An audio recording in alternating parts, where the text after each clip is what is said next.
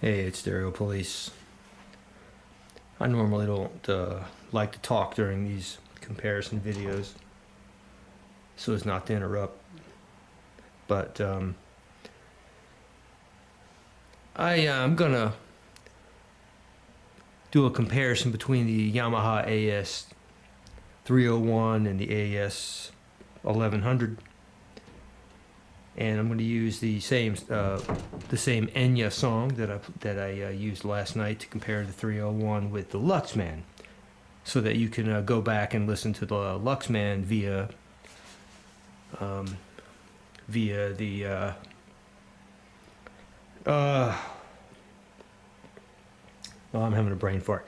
So you can compare the Luxman to the AS1100 as well. But the point behind this video is you get to hear the different levels and different price ranges within the Yamaha range, the 301 versus the 1100. And I don't know what the current version of the 1100, or if it's called the 1200 now.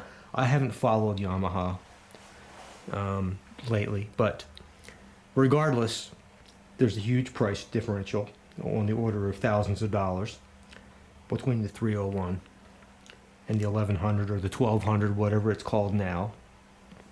And yet there's just not that big of a difference in sound. And I realize that audio reviewers, so-called reviewers, most of them are salesmen. There's one reviewer out there, I'm still watching this guy, that I really respect. At least I think I do. Because he's technically knowledgeable. And most reviewers are not technically knowledgeable. Again, they're salesmen. Which is one of the things that irks me the most. Are these reviewers? Well, the balloon hand guy is just a goof. There's nothing about him. Complete salesman. And most of them are just salesmen. And I respect. Hey, you got to earn a living, and I respect earning a living. I don't care about that. Earn a living. But just tell us what you're doing and who you are. I just respect honesty more than anything else. And I just don't like deceitful people. And that's what pisses me off. I've got nothing against any of these folks personally. I don't know them. Or professionally. And I respect earning a living. But for God's sakes, just tell us what you're up to. You're selling products. Anyway, I didn't mean to get off on that rant. And by the way, a lot of the products that they're selling are good products, except for crap audio. And maybe they're good. I don't know. But the two things that irk me are that and the fact that a lot of products are way overpriced, and they're just, gilding the lily. It's just, I'm not sure what you're paying for. The point of diminishing returns, there's a lot of debates in audio about diminishing returns, is just ridiculous. Absolutely ridiculous. And that's why I'm going to focus a lot of my attention now on value. And I realize value is a personal thing, but I think that there's so many high value pieces of audio gear out there that are just ignored by the elite. And Yamaha is one of those companies, and also I believe that Akatika is one of those companies. And maybe even Crap Audio. I'm not sure yet. I'm gonna hopefully review one of their amps. But there are so many high value pieces out there that just sort of go under the radar.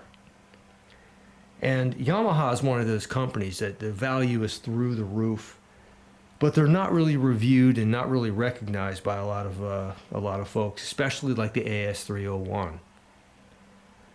And I'm not sure why.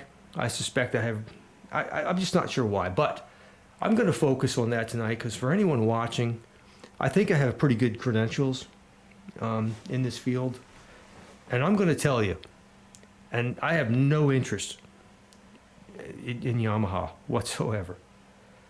And I'm a disinterested, impartial, entirely impartial reviewer, as most of you know. But this is one fine amplifier. And let me just say this, and this is totally unscripted. I believe that a lot of reviews and I think there's a certain religious aspect to a lot of these elite audio reviewers. A lot of what they allege they hear. A lot of these elite audio terms, when it comes to imaging or darks and blackness and all this, the terminology is just wild. And I think these are kind of like, no disrespect, but these are like the Jehovah Witnesses of the audio religion. And no disrespect to Jehovah's. They believe what they believe, but they're pretty hardcore, and so too are these elite audiophiles. And I'm sure they believe what they believe, but I don't believe it. I think it's silly. And I think what they're hearing is just stuff that they want to hear, believe that they hear. But it's just not true. It doesn't exist in reality. And I also believe that amps do sound different. A little bit different here and there. And there might be reasons for that.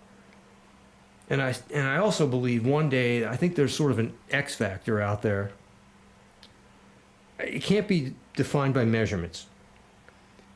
There's no measurement that can really explain the differences.